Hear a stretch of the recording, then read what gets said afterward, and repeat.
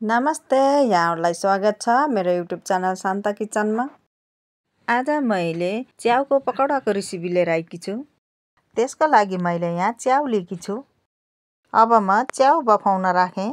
त्यसको लागि भाँडामा च्याउ राखेर थोरै नुन लिए र पानी राखेर ढाकेर बसालेँ।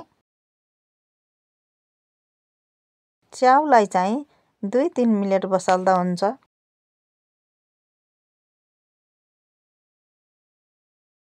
3 मिनेट नि भइसक्यो। अब म ग्यास बन्द गरेर सेलाउन राख्छु। च्याउ पनि सेलाइसक्यो। अब म च्याउलाई सानो टुक्रा गर्छु। हजुरहरूले नि भिडियोमा देखाए जसरी नै गर्न सक्नुहुन्छ।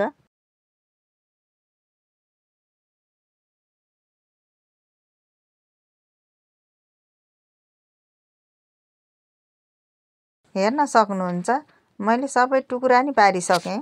अब म लाम्चो गरेर काटेको प्याज, मसिनो गरेर काटेको हरियो खुर्सानी, मसिनो गरेर काटेको धनिया, अदुवा लसुन, 1 कप बेसन, आधी कप सुजी लिएकी छु।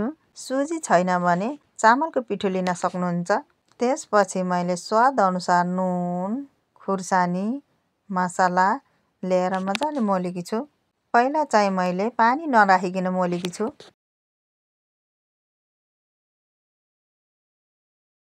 अब मैले थोरै पानी राखेर मोलेँ।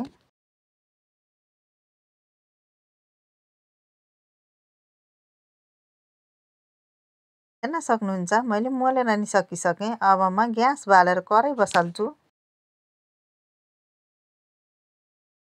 कराई तातिसकेपछि तेल राखेँ।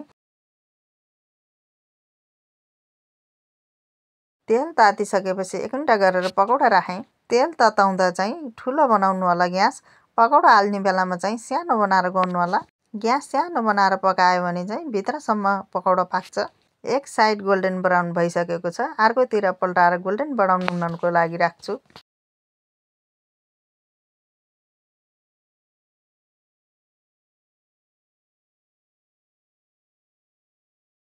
दुवै साइड गोल्डन ब्राउन भइसकेको छ। अब म निकालेर एउटा भाँडामा राख्छु।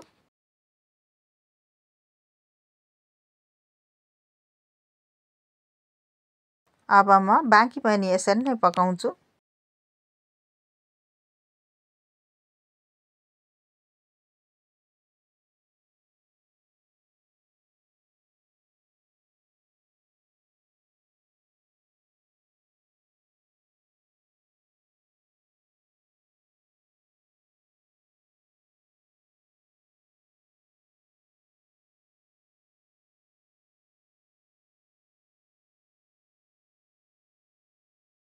हेर्न सक्नुहुन्छ सबै पकौडा नि पकाएर नि भ्याइसकेँ।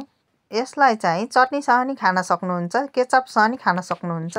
मैले चाहिँ यहाँ चटनीसँग लिएकी छु। यदि हजुरहरूलाई भिडियो मन परेमा लाइक, कमेन्ट, सेयर, सब्स्क्राइब गरिदिनु होला।